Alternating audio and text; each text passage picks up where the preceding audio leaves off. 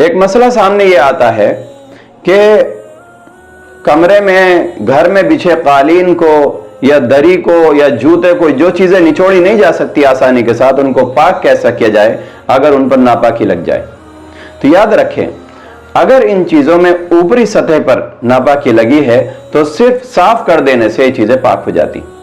और अगर नापाकी गिरी और कुछ अंदर चली गई, ज्यादा अंदर नहीं गई, तो फिर ऐसी सूरत में हल्के पानी बहा देने से ये चीजें पाक हो जाती।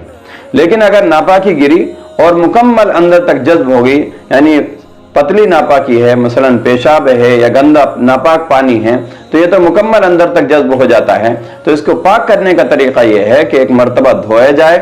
फिर उसको छोड़ दिया जाए। जब पानी टपकना बंद हो जाए तो फिर दोबारा धोया जाए, फिर छोड़ दिया जाए, फिर तीसरी मर्तबा सहबारा धोया जाए, और जब पानी टपकना बंद हो जाए तो आपका कालीन पाक हो चुका है।